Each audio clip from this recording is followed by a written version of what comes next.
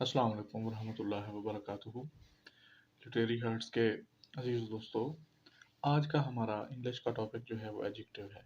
जैसा कि आप सब जानते हैं कि हम पार्ट्स ऑफ स्पीच की सीरीज़ को कर रहे हैं। पहले हमने नाउन किया था, उसके बाद हमने वर्ब किया था, प्रोनाउन किया था और आज हमने एडजेक्टिव करना है। तो चलते हैं बगैर टाइम वेस्ट किए अपने टॉपिक की तरफ। एडजेक्टिव क्या है? An adjective modifies a noun or a pronoun by providing descriptive or specific detail. एक एडजेक्टिव जो है ये किसी नाउन या प्रोनाउन, याद रखना है, नाउन या प्रोनाउन को मॉडिफाई करता है, तब्दील करता है। कैसे तब्दील करता है उसके बारे में मज़ीद मालूमात फराहम करके।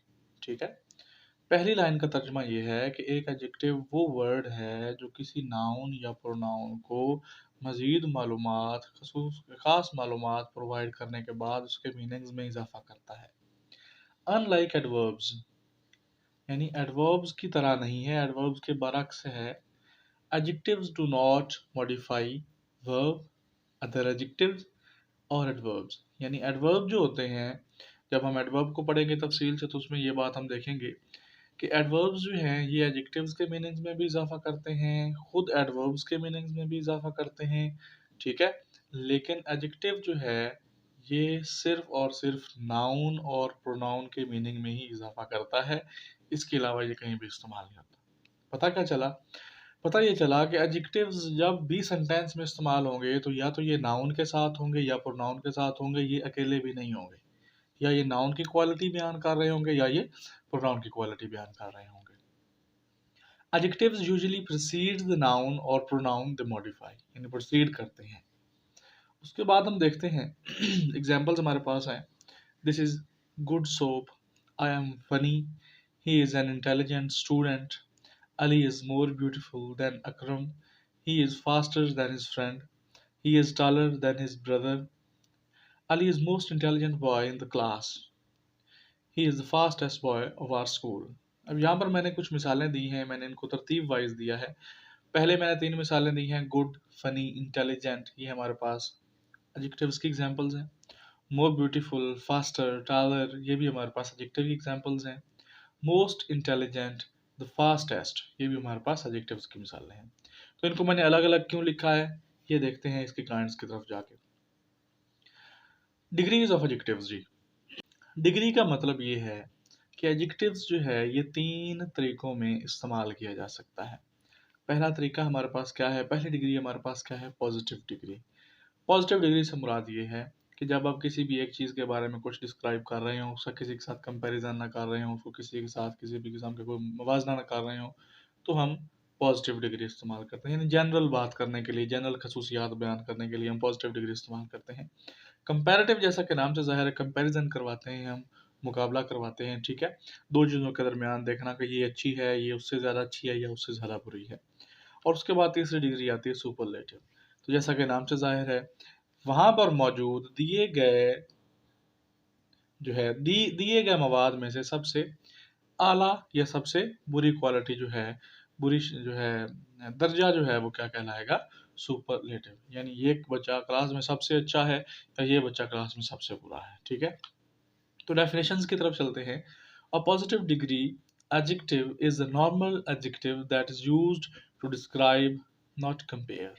यानी ये सिर्फ डिस्क्राइब करने के लिए इस्तेमाल होता है, बयान करने के लिए इस्तेमाल होता है, जनरल बातों को बताने के लिए इस्तेमाल होता है, कंपेयर करने के लिए इस्तेमाल नहीं होता। एग्जाम्पल हमारे पास क्या है, दिस इज गुड सोप। अब सोप की बात हम कर रहे हैं तो हम इसी को इस सोप को किसी और सोप के साथ हम कंपेयर नहीं कर रहे। आई एम फनी, अगर मैं फ़नी हूँ तो मैं ये नहीं कह रहा कि मैं उस बंदे से ज़्यादा फ़नी हूँ या मैं उससे कम फ़नी हूँ, मैं कह रहा हूँ मैं फ़नी हूँ, मैं अपने आप को डिस्क्राइब कर रहा हूँ। ठीक है, he is an intelligent boy student, वो एक तालिब इल्म, वो एक ज़हीन तालिब इल्म है। ठीक है, तो यहाँ पर भी डिस्क्रिप्शन ही है। अब इसके मुकाबले में आती है कंपैरेटिव डिग्री। अब यहाँ पर क्या है, अगर दिस इज़ गुड सोप है तो मैं लिखूंगा कि this soap is good with compare to this, यानी ये एक साबन जो है ये दूसरे साबन की निस्बत ज़्यादा अच्छा है।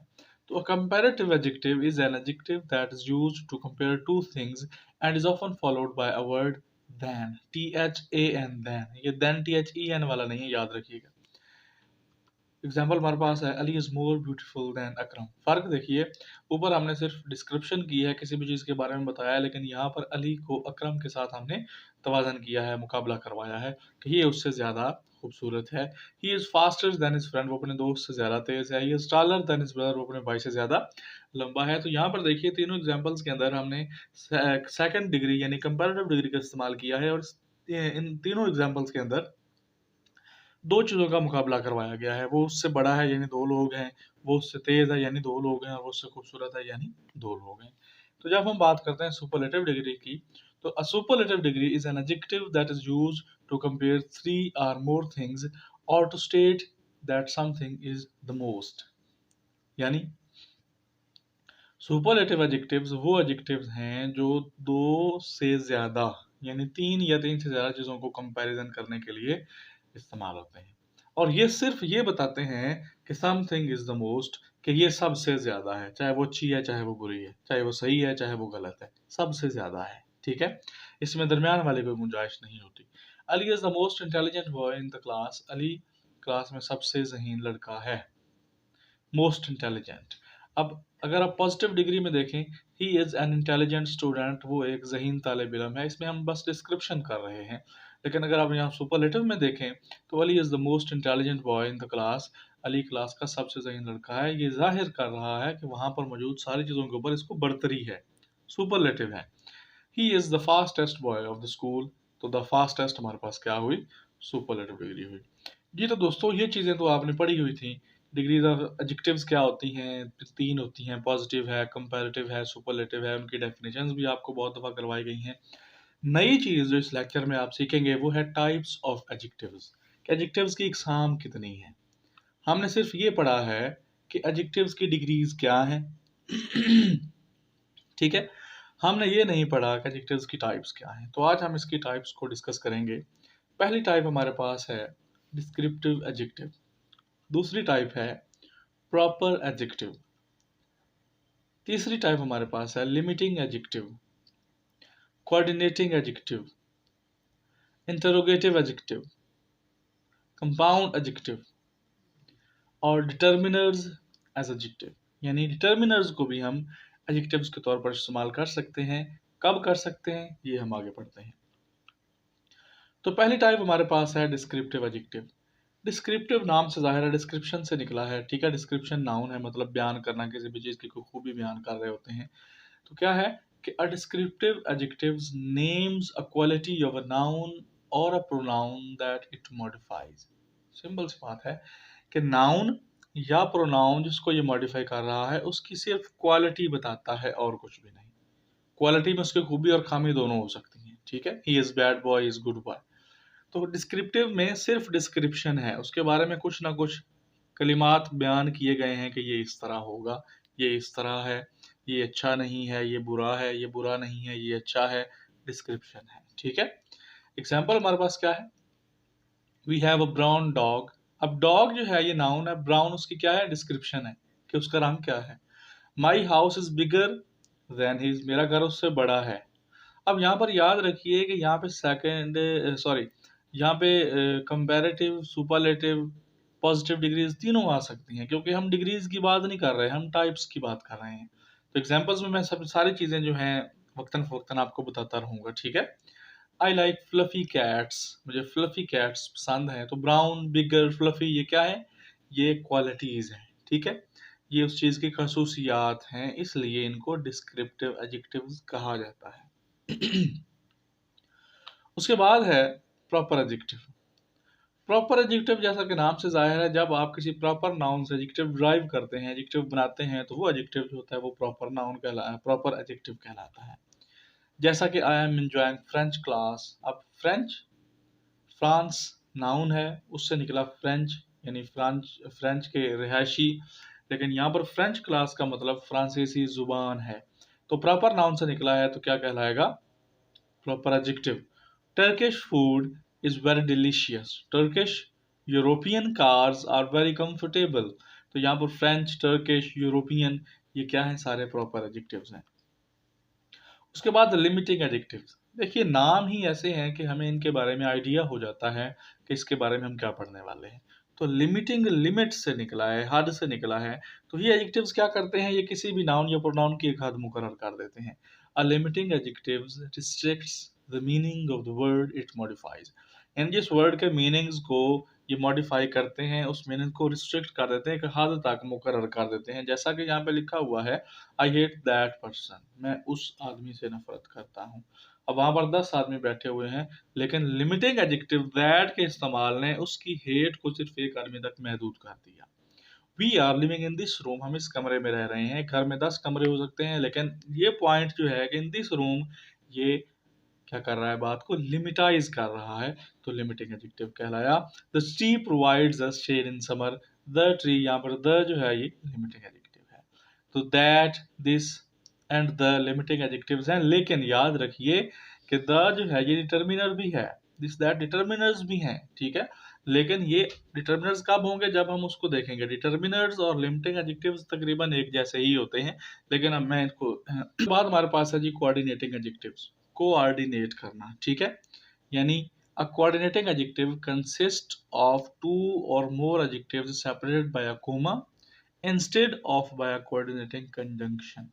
यानी adjectives वो होते हैं जो दो अल्फाज होते हैं, लेकिन उनको कोमा के जरिए सेपरेट किया जाता है, लेकिन कोऑर्डिनेटिंग कंजंक्शन का इस्तेमाल नहीं किया जाता। कैसे?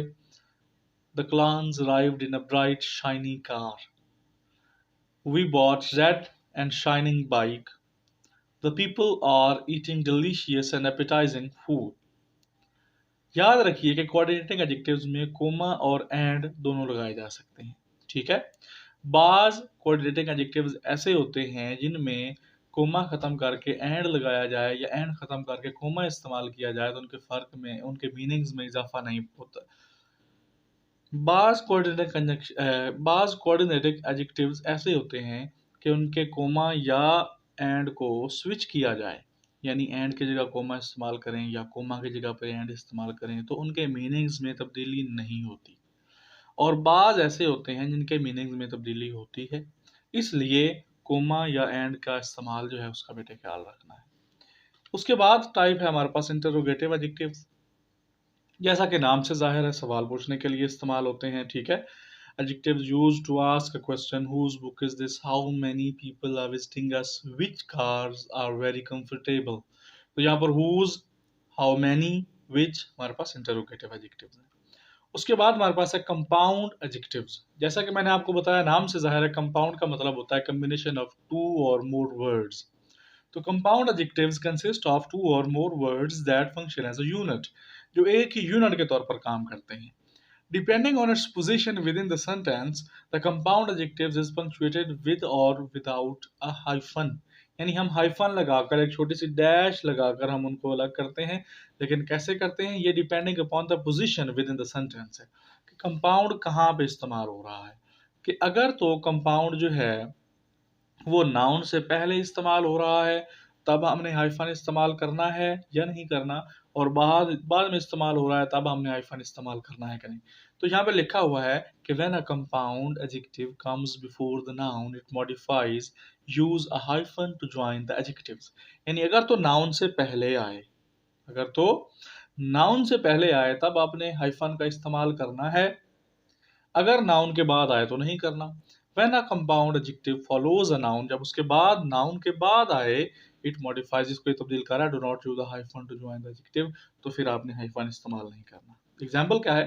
She is taking a class of 19th century literature। अब यहाँ पर देखिए, लिटरेचर नाउन है, नाउन से पहले एडजेक्टिव आया है, कंपाउंड एडजेक्टिव है, तो 19th और सेंचुरी दोनों के दरमियान हमने हाइफन इस्तेमाल किया है। लेकिन अगर हम सेंटेंस का स्ट्रक्चर जरा तब्दील करते हैं, she is studying literature from the 19th century, तो अब 19th सेंचुरी के दरमियान हमने हाइफन इस्तेमाल नहीं किया। याद रखिए कि अगर तो कंपाउंड एडजेक्टिव नाउन से पहले आता है तो हाइफन इस्तेमाल करेंगे, अगर एडजेक्टिव नाउन के बाद आता है तो हाइफन इस्तेमाल नहीं करेंगे। उसके बाद आज के लेक्चर का आखिरी जो हमारे पास जो है हिस्सा है, वो हमारे पास है डिटर्मिनर्स एज एडजेक्टिव। पहले तो ये देखिए कि डिटर्मिनर्स होते क्या हैं। Determiners articles, pronouns, numbers can function as adjective, ये एडजेक्टिव के तौर पर काम कर सकते हैं। When a determiner is used as an adjective, it restricts the noun it modifies like a limiting adjective। जैसा कि मैंने आपको पहले बताया जब मैं आपको लिमिटिंग एडजेक्टिव करवा रहा था कि लिमिटिंग एडजेक्टिव की तरह ये भी उसको महदूद हद तक बना देता है। Determiners functions as adjectives and tell which one, how many and whose. सिर्फ ये तीन सवालात के जवाब देते हैं। लिमिटिंग एडजेक्टिव जो है ये इससे ज़्यादा वास्ट है, लेकिन डिटर्मिनर एडजेक्टिव सिर्फ इन तीन सवालात के जवाब देते हैं। वो कौन से हैं? Which one, how many and whose. तो बेटा आर्टिकल्स हमारे पास क्या है? ए, एन और दी है। पोजेसिव प्रोनाउन हमारे पास माई और योर, हिज, इट्स, देयर है। रिलेटिव प्रोनाउंस है whose, which ever, what ever. उसके बाद डिमॉन्स्ट्रेटिव्स हमारे पास हैं this, that, these, those. Indefinite pronouns हैं any, each, other, some etcetera. Cardinal numbers 1 2 3 4 6, ठीक है, इस तरह etcetera. Ordinal numbers last, first, second, third वगैरह वगैरह। पोजेसिव प्रोनाउंस जो है असलम्स है, साराज है। तो ये हमारे पास क्या है? टाइप्स ऑफ एडजेक्टिव्स में डिटर्मिनर्स कौन कौन से हैं। अब हमारे पास एक एग्जांपल है कि Aslam's house is only 3 blocks to that house. तीन एडजेक्टिव्स मैंने यहाँ पर इस्तेमाल किए हैं। सबसे पहला मैंने असलम्स हाउस इस्तेमाल किया है। ये हमारे पास किसका बता रहा है? हुज, किसका। मैंने कहा ना कि ऊपर तीन सवालात के जवाब देगा। असलम्स हाउस हमें ये बता रहा है कि ये घर किसका है। Whose house is this? It is Aslam's house. Is only 3 blocks, how many blocks? 3 blocks. किसका आंसर दे रहा है? हाउ मैनी का। टू दैट हाउस, दैट किसका आंसर दे रहा है? विच वन, के कौन सा घर? Which one house, that house, ठीक है। तो ये हमारे पास क्या कहलाया? डिटर्मिनर, ठीक है। Aslam's house is only 3 blocks to that house. Aslam का घर उस घर से सिर्फ 3 ब्लॉक के फासले पर है। तो यहाँ पर असलम्स डिटर्मिनर है, 3 ब्लॉक्स में 3 डिटर्मिनर है, और दैट हाउस में दैट डिटर्मिनर है। तो उम्मीद है आपको इस लेक्चर की समझ आई होगी। अगर आपको किसी भी टॉपिक में कोई मसला है, एडजेक्टिव्स में किसी बात की समझ नहीं आई, तो आप मुझे कमेंट सेक्शन में मुझे बताइए, ताकि आपको मैं मज़ीद अच्छे तरीके से गाइड कर सकूं। मज़ीद पिछली वीडियोस देखने के लिए आप मेरे यूट्यूब चैनल को विज़िट कर सकते हैं। जो नए दोस्त आए हैं वो सब्सक्राइब करें प्लीज़, लाइक करें, शेयर करें, ताकि ये इल्म है और इल्म आगे इससे आगे फैलता जाए। अल्लाह पाक आपका हामी व नासिर हो। दुआ में याद रखिए। अल्लाह हाफिज़।